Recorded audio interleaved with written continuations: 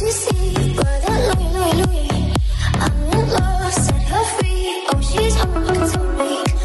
les potes, ciao tout le monde, c'est Isma, j'espère que vous allez bien. On se retrouve aujourd'hui pour une nouvelle vidéo. Dans cette vidéo les gars, énormément de mercato, ça va prendre la plupart de la vidéo avec des infos, des officialisations, des rumeurs, pas mal de choses à dire. Mais avant tout cela, on va commencer par le match de 14h30, si je dis pas de bêtises, contre Pontarlier les gars. On a 2-3 petites choses à dire. Donc voilà, on va commencer par ça, c'est parti pour la vidéo. On commence directement avec le match de Coupe de France, le 32e de finale contre Pontarlier, les gars, c'est tout à l'heure à 14h30. Ce sera diffusé malheureusement pas sur une chaîne en clair, je crois que ce sera sur beIN Sport 3. Donc ça, c'est un petit peu un regret, j'ai un peu le seum, je vais pas vous mytho. Mais bon, c'est le jeu, c'est comme ça, ils ont racheté la Coupe de France. Je trouve ça un peu dommage, mais c'est pas la question. Les gars, alors on a des choses à dire sur ce petit match, on a 2-3 petites informations. La première, Yaleta Tchar est blessé, donc il ne devrait pas débuter au minimum la rencontre. Je ne sais même pas s'il sera dans le groupe. Pour le moment où je tourne la vidéo, le groupe n'est pas sorti. Donc pourquoi pas, Sarr pourrait tenter sa chance, et dans ce cas-là, on va voir une grosse prestation, je l'espère, de notre cher et jeune défenseur central. On lui souhaite d'ailleurs le meilleur parce qu'il a un sacré talent, ce mec. Donc ça, c'était la première info. Deuxième info, Pierre Sage était en conférence de presse et nous a avoué qu'il ne voulait pas tourner parce qu'il cherche de la continuité avec la fin de l'exercice, de la moitié de l'exercice précédent, donc de la fin de la moitié de saison, enfin bref, vous avez capté en décembre. Donc on va voir plus ou moins pas mal de titulaires qui débuteront aussi ce match. J'ai un peu le regret de ne pas pouvoir voir Mohamed Elarouche, parce que si on suit les arguments de Pierre Sage, il ne devrait pas commencer titulaire Mohamed Elarouche. Et putain, j'avais tellement envie de le voir jouer ce début de Coupe de France avec une titularisation, ça aurait été magnifique. J'adore Mohamed Elarouche. J'attends qu'on lui donne du temps de jeu. J'ai trop envie de le voir sur le terrain, il mérite. À chaque fois qu'il rentre en jeu, les saisons précédentes, il nous montrait vraiment des belles choses. C'était avec Laurent Blanc, puis avant avec Rudy Garcia. Donc franchement, j'attends que ça. Moi, je veux juste le voir. Franchement, ce serait pas mal de le voir débuter un match. Je suis vraiment pour. Ensuite, on aura beaucoup de titulaires, comme je l'ai dit. Nos joueurs sont partis pour la CAN. On a Noama, j'ai dit la semaine dernière. On a qui d'autre? On a un deuxième joueur. On a Mama Baldé, donc on a des gens sur le front de l'attaque qui seront indisponibles. On aura Moreira qui pourrait commencer titulaire. C'est aussi une bonne surprise. Il a besoin de temps de jeu. J'espère qu'il nous satisfera. Donc voilà, on ne s'attend pas à un match avec de nombreuses titularisations inattendues. Donc à voir, pourquoi pas un Rémi Rigaud titulaire. Je ne sais pas comment Pierre Sage fonctionne en Coupe de France. S'il suit la lignée de Laurent Blanc en faisant jouer Anthony Lopez, ce qui va d'ailleurs dans le sens de ses paroles, puisqu'il veut une continuité. Je comprends aussi ce point de vue, parce qu'on a besoin de prendre confiance, d'engranger de la confiance vis-à-vis de ce début de saison, pour être plus performant après. En plus, c'est juste après la trêve, donc c'est normal qu'il veut continuer avec une expérience avec que des joueurs de Ligue 1. Donc pourquoi pas, moi je suis d'accord avec lui, même si j'aurais bien aimé voir certaines surprises. Voilà, on verra, on espère en tout cas gagner ce match, c'est le minimum. Enfin, on espère, on devrait être sûr. Normalement, c'est le National 2 ou 3, Pontarlier, c'est le National 3, je crois. Donc, on devrait gagner. Normalement, le contraire serait vraiment choquant. Donc, j'espère que ça va le faire. Et normalement, bon, on pourrait perdre, hein, on va pas se mytho, mais ce serait une catastrophe industrielle. On va clore ce chapitre sur la Coupe de France en espérant gagner ce match, parce que là, on commence vraiment à se faire peur avec 2-3 de mes déclarations, vous avez capté. Donc on espère gagner, normalement ça devrait le faire, on ne sait jamais, comme ils vont venir avec la hargne, ils voudront gagner, mais nous on devrait être au-dessus. Voilà pour ce point, on commence désormais le mercato avec le sens des départs. Le sens des départs, on a une officialisation, même deux officialisations, une qui vient de tomber juste avant que je tourne la vidéo d'ailleurs, ça c'était nickel pour le timing, et un truc assez étonnant, on va commencer par ça, Bruno Guimaraes, notre centre milieu de terrain qu'on a vendu pour plus de 50 millions d'euros je crois à Newcastle. On avait rajouté 20% à la plus-value et le Paris Saint-Germain est sur le dossier Bruno Guimaraes, les gars. Alors ça, je suis vraiment pas d'accord, je ne veux pas qu'il y mette les pieds. C'est un mec incroyable, un joueur de foot exceptionnel, Guimaraes, un talent immesurable, je sais pas, je trouve pas les mots, c'est vraiment un très très bon joueur et il va encore monter en puissance et je veux pas que ça se fasse ailleurs en Ligue 1 qu'à l'Olympique Lyonnais. Il viendra pas à Lyon, c'est sûr et certain, on n'a pas l'argent. Mais en tout cas, le PSG en fait sa priorité en milieu de terrain. Donc il faut savoir qu'il sur Transfer Market, il est estimé à hauteur de 85 millions d'euros. Et d'après les calculs de certains médias, ça nous reverserait 7 millions d'euros à l'Olympique Lyonnais. Donc on va se mettre un peu d'argent dans les poches grâce à lui, ça fait plaisir. Espérons que ça soit grâce à un transfert ailleurs qu'au PSG, ça je tiens à notifier. Je ne veux pas voir Bruno Guimaraes au Paris Saint-Germain, ce n'est pas possible. Donc ça c'était mon petit coup de gueule. Ensuite, notre cher milieu de terrain brésilien a une clause de libération à hauteur de 115 millions d'euros. Donc là c'est mes petits calculs, 20% de 115 millions d'euros c'est 23 millions. Et donc s'il est vendu, si quelqu'un achète la clause libératoire de notre cher Guimaraes, on prendrait quand même 23 millions d'euros, ce qui est vraiment énorme pour une plus-value sur un nombre de transferts. Vous avez capté genre un pourcentage. Donc ça, franchement, ça fait plaisir de fou. J'espère juste que ce ne sera pas au PSG. Mais en tout cas, on va se mettre bien grâce à lui. Ça fait plaisir. On enchaîne avec les officialisations. La première, Tino Kadewere, qui est parti officiellement en prêt avec option d'achat obligatoire à Nantes s'il y a le maintien. Et l'option d'achat obligatoire s'élève à une plus-value de 20%. Ce ne sera pas les chiffres. On ne va pas toucher un montant direct sur un transfert sec. D'ailleurs, je comprends, c'est un peu compliqué de toucher l'argent sur Tino Kadewere qui n'a pas été trop en vue ces derniers moments. Donc on a un pourcentage, c'est déjà bien. On arrive à le vendre pour mieux que 0 €. D'ailleurs, on va le remercier parce qu'il a prolongé d'une année pour faire exprès qu'il ne parte pas libre à l'Olympique Lyonnais. Donc il a signé jusqu'en 2025. Il vient de signer un an de plus, je veux dire. Et du coup, il part à Nantes. Il sera vendu à la fin de la saison pour 20% sur une éventuelle plus-value future. Ça fait plaisir. On remercie Tino Kadewere pour les services rendus, notamment contre Saint-Etienne où il a été à chaque fois très très bon. Il a mis, je crois, une fois un doublé. Après, il a marqué aussi dans un autre derby. Enfin bref, il a été à chaque fois bon contre Saint-Etienne. On le remercie. Il a fait le taf. Et même si ça n'a pas été toujours excellent, à part contre les derbys, je viens de le dire, franchement, il a été exemplaire dans la façon, l'attitude, et il le prouve une dernière fois avec cette prolongation d'un an pour ne pas partir libre. C'est exemplaire, on remercie, on lui souhaite bonne chance pour la suite. Tino Kadewere, déjà, il a bien commencé avec un doublé en Coupe de France.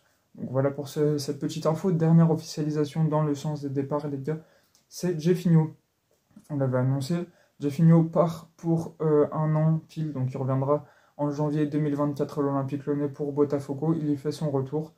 Donc un an sans option d'achat. Les gars, il n'a pas su s'adapter au championnat de France qui est très différent. On va en reparler après. Le championnat de France comparé au championnat brésilien. Il n'a jamais su se mettre bien. Tout simplement, il n'a jamais su s'adapter aux conditions de notre chère Ligue 1, on va dire. Donc ça a été un peu difficile. Il n'a jamais été trop décisif. Il n'a jamais encore montré tout son potentiel qu'on lui avait prêté.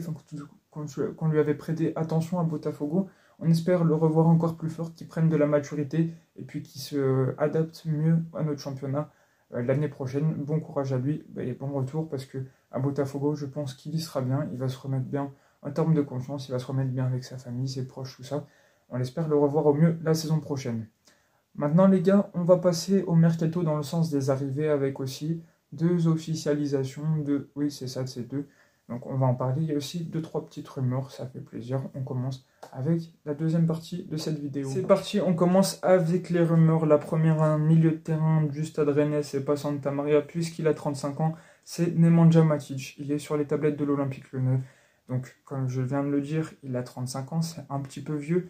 C'est un risque. Franchement, c'est un risque. Il est bon techniquement, il est solide. Dans les duels, je veux dire, il est assez grand. Il a un profil plutôt pas mal.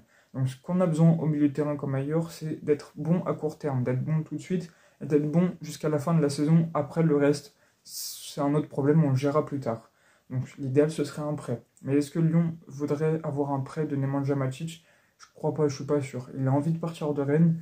Lyon serait plus optimiste pour un achat que pour un prêt. Enfin, optimiste, je suis pas sûr que c'est le bon mot. Vous avez compris l'idée. En tout cas, on voudrait un peu Matic. Je pense que c'est une bonne idée. C'est un même coup que Lovren. C'est un coup à court terme. On a vu que Lovren, ça a marché la saison dernière. Cette saison, c'est plus difficile.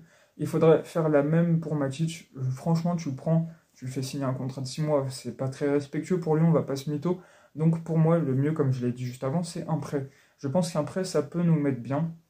Pourquoi pas, franchement. Alors qu'un contrat, ce serait au minimum pour 1 an et demi. Je suis pas sûr que ça soit une bonne idée parce qu'il a déjà 35 ans. L'année prochaine, ça va être compliqué. Cette année, c'est pas mauvais. Franchement, il s'est bien adapté à la Ligue 1. Il montre de belles choses. Je pense que cette année, c'est limite un choix confortable. On a un peu la sûreté. On est sûr qu'on aura de la performance et de la performance plutôt rapidement. Et c'est ce qu'il nous faut à l'Olympique Lyonnais pour assurer le maintien. Après, à vous de me dire si vous aimez ou pas, et au gouvernement les gars, à l'administration de trancher les gars, au gouvernement de l'Olympique Lyonnais, de trancher si on achète Matic ou pas. Voilà pour ça. Donc, c'était la petite rumeur. Autre rumeur cette fois-ci à Fluminense au Brésil. Fluminense qui a gagné la Libertadores, si je dis pas de bêtises. Je crois que c'est eux, ouais. Ouais, c'est Fluminense. Ils ont gagné la Libertadores avec un bon attaquant qui peut jouer partout en attaque. C'est John Kennedy, il a 21 ans, il est brésilien, les gars. Donc Lyon s'est aussi penché sur le dossier d'après un média brésilien, sauf que son club ne veut pas le vendre. On aurait fait une offre de 10 millions d'euros, Fluminense a refusé. Ok, moi je dis c'est un bon profil, ça peut être pas mal pour le futur. Encore une fois, c'est difficile pour les Brésiliens de s'adapter en France, on va en reparler encore après.